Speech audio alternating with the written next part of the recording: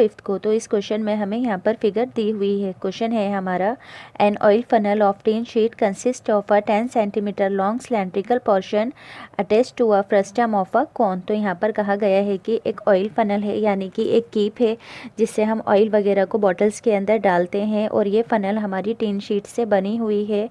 और ये जो इसका ऊपर वाला फ्रस्टम वाला पार्ट है, इस पोर्शन के अंदर, इस पार्ट में हमारा एक सिलेंड्रिकल पोर्शन इसमें अटैच है, और सिलेंड्रिकल पोर्शन की हाइट 10 सेंटीमीटर की है। अब कहा गया है if the total height is 22 centimetre, यानी कि इस पूरी की पूरी फनल की हाइट 22 सेंटीमीटर है।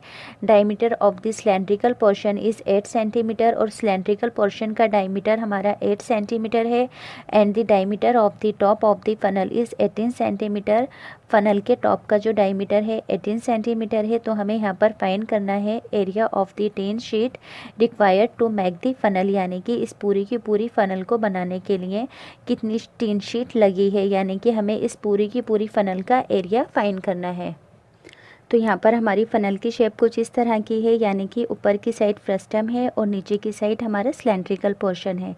तो यहाँ पर हमें इस पूरी की पूरी ऑब्जेक्ट का, यानी कि फ़नल का एरिया फाइंड करना है। तो एरिया फाइंड करने के लिए हमें एक चीज़ क्या ध्यान रखनी है कि ये जो फ़नल है हमारी टॉप से भी और बॉटम से भी, इसका मतलब ये खुली हुई है, ऐसे ही सिलेंडर टॉप से भी और बॉटम से हमारा खुला हुआ है। तो हमें यहाँ पर फ्रस्टम का और सिलेंडर का दोनों का ही कर्व सरफेस एरिया निकालेंगे, तो उन दोनों को प्लस करने पर इस पूरी की पूरी फनल का हमारा एरिया फाइंड हो जाएगा।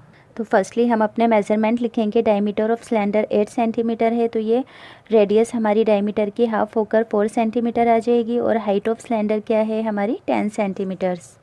डायमीटर ऑफ फ्रस्टम क्या है हमारा 18, तो इसकी रेडियस क्या हो जाएगी हमारी 9 सेंटीमीटर। अब फ्रस्टम के हमारे 2 सिलेंड्रिकल पार्ट्स हैं, तो इसकी हमारी 2 रेडियस होंगी, यानी कि बड़ी वाली रेडियस को R1 से डिनोट करेंगे और छोटी वाली रेडियस को R2 से डिनोट करेंगे। तो R1 हो गया हमारा 9, और R2 यहाँ पर क्या होगी हमारी R2 जो हमारी सिलेंडर की रेडियस है वही इस नीचे वाले पार्ट की, यानी कि फ्रस्टम के नीचे वाले पार्ट की रेडियस रहेगी। तो क्या हो जाएगी ये हमारी R2 4 सेंटीमीटर। अब यहाँ पर हम सिलेंडर की जो रेडियस है उसको कैपिटल R से डिनोट करेंगे, तो यहाँ पर लिख देंगे हम अपना कैपिटल R। अब हाइट ऑफ फ्रस्टम को फाइंड करेंगे, क्योंकि हमें यहाँ पर फ्रस्टम की हाइट पता नहीं है। तो हाइट को पता लगाने के लिए क्या करेंगे कि इस पूरी की पूरी हाइट में से, यानी कि 22 में से सिलेंडर की हाइट को माइनस कर देंगे, तो ये आ जाएगी हमारी 12 सेंटीमीटर सिलेंडर की height. Area of tin sheet निकालने के लिए अभी मैंने बताया था कि सिलेंडर के कर्व्ड सरफेस एरिया के अंदर प्लस करेंगे फ्रस्टम के कर्व्ड सरफेस एरिया को। तो यहाँ पर हम लिखेंगे curved surface area of cylinder, formula होता है हमारा 2πr/h। यहाँ पर हम कैपिटल R लिखेंगे, क्योंकि सिलेंडर की रेडियस को हमने कैपिटल R से डिनोट किया था। तो फॉर्मूला होता है हमारा 2πr/h plus curved surface area of frustum का फॉर्मूला क्या होता है हमारा पाई ब्रैकेट के अंदर R1 प्लस R2 और इंटू के अंदर L। अब यहाँ पर हमें अपनी फ्रस्टम की स्लैंट हाइट पता नहीं है, तो पहले हम अपनी स्लैंट हाइट को, यानी कि L को फाइंड करेंगे। Find slant height of frustum is equals L। तो यहाँ पर फ्रस्टम की स्लैंट हाइट का हमारा फॉर्मूला क्या होता है, अंडर रूट में h² plus R1 minus R2 का होल स्क्वायर। तो यहाँ पर हमारी फ्रस्टम की हाइट कितनी है 12, तो 12 का स्क्वायर प्लस R1 क्या है यहाँ पर हमारी 9, और R2 है यहाँ पर हमारा 4 का होल स्क्वायर। तो ये होगा हमारा 12 का स्क्वायर 144 प्लस 9 में से 4 को अगर हमने माइनस किया तो 5, और 5 का होल स्क्वायर हो जाएगा हमारा 25। तो ये प्लस होकर आएंगे हमारे 169। तो 169 हमारा किसका रूट होता है 13 का, तो ये होगा हमारा 13 इंटू के अंदर 13। तो L की वैल्यू होगी, जो पेयर होता है उसे बाहर की साइड रख लेते हैं, तो L स्लैंट हाइट निकल गई यहाँ पर हमारी 13 सेंटीमीटर। अब हम अपनी वैल्यूज़ को पुट करेंगे। यहाँ पर 2 हमारा एज इट इज़ रहेगा, पाई की जगह पर 22/7 इंटू के अंदर कैपिटल R क्या है यहाँ पर हमारी 4, और हाइट है यहाँ पर हमारी सिलेंडर की कितनी 10।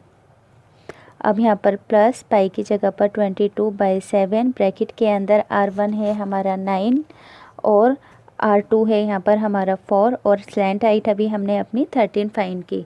अब 22/7 हमारा इधर भी है और इधर भी है, तो इसे हम अपना कॉमन ले लेंगे, यानी कि एक बार लिख लेंगे। तो इधर की साइड से क्या बचा हमारे पास 2 × 4 × के अंदर 10 प्लस इधर की साइड से क्या बचा हमारे पास 9 और 4 13, ब्रैकेट का मतलब हमारा इंटू 13। तो ये हमारा यहाँ पर सॉल्व हो जाएगा। अब 2 4 ज़ा 8 और 8 को 10 से मल्टीप्लाई करेंगे तो आएगा हमारा 80। ऐसे ही 13 को 13 से मल्टीप्लाई करेंगे तो आएगा हमारा 169।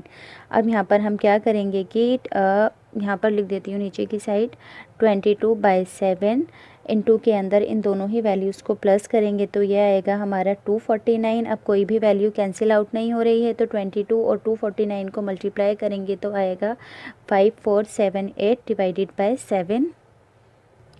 तो डिवाइड करने पर हमारा आंसर हमें मिक्स फ्रैक्शन के अंदर लिखना है। तो सबसे पहले हम लिखेंगे अपना डिवाइज़र 7 और रिमाइंडर क्या है यहाँ पर हमारे पास 4 और क्वेश्चन यानी कि 782 इसका हमारा सेंटीमीटर स्क्वायर के अंदर एरिया फाइन हो गया है टीन शीट का।